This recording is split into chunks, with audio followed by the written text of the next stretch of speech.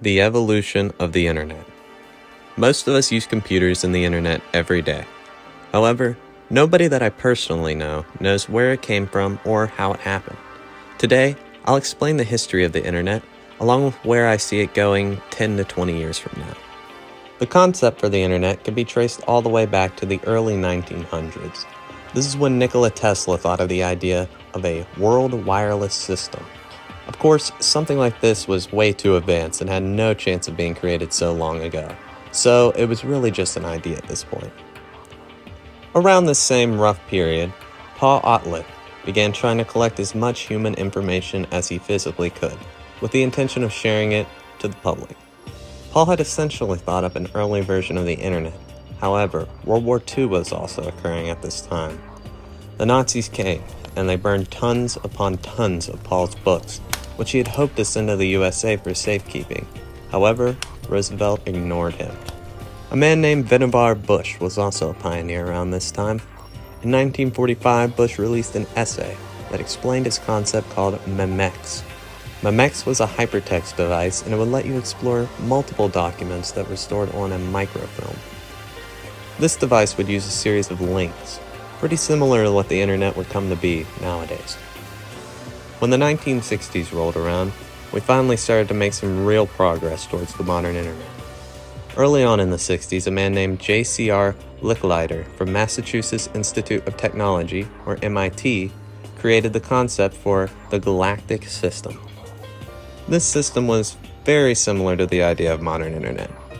The idea was to have computers that were all connected all over the globe, and they could access data and information between each other.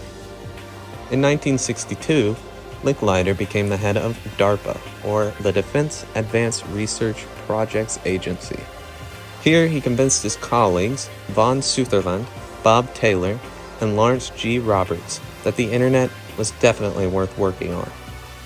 Leonard Kleinrock, who worked for MIT, developed a paper on packet switching theory, which involved swapping packets between computers rather than using circuits. Fast forward to 1965, where Roberts and Thomas Merrill connected a computer in Massachusetts to a computer in California. This created the first wide area computer network. This experiment showed them that Kleinrock was correct and that using packets was the way to go going forward. In 1966, Roberts went to DARPA and began to develop his idea for ARPANET. He published his idea in 1997. He also presented this idea in 1997 at a conference. He was surprised to find that MIT, RAND, and MPL had all been researching this packet technology around the same time, without any of them knowing that the other ones were. And in 1968, the packets finally got their name, Interface Message Processors, or IMPs for short. Kleinrock's Network Measurement Center at UCLA got to be the first node for ARPANET due to his prior research. In 1969, Bolt Beranek and Newman, or BBN, installed the first IMP at UCLA, and the second at Stanford Research Institute, or SRI. The first message was sent between the two just a month later. Two more computers were connected by the end of 1969, one at UC Santa Barbara and one at the University of Utah. This was basically the first internet system.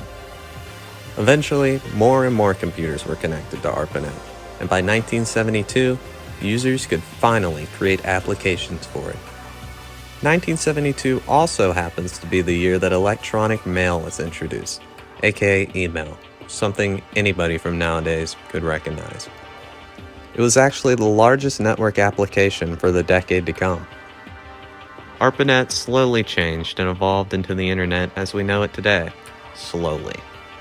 One big change is when ARPANET adopted TCP/IP in 1987, invented by Robert Kahn and Vinton Cerf.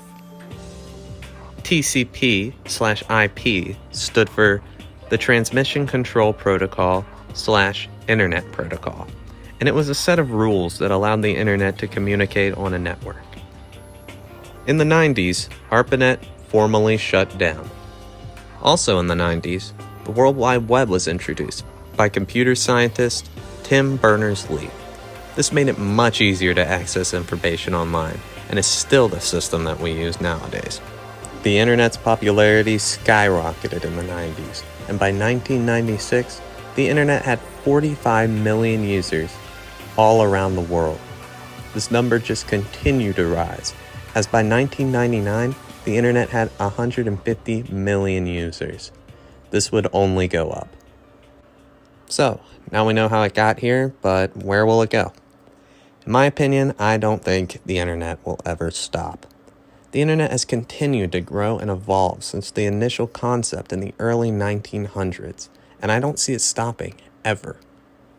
Even in my short 20 years of lifetime, the internet has grown and evolved in ways that I couldn't even imagine when I was a kid.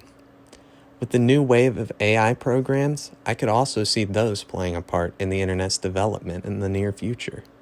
We already have jobs over the internet, and I feel 10 to 20 years down the line, we're going to have even more. I can only see the internet and the web just getting more and more advanced and complex in the future.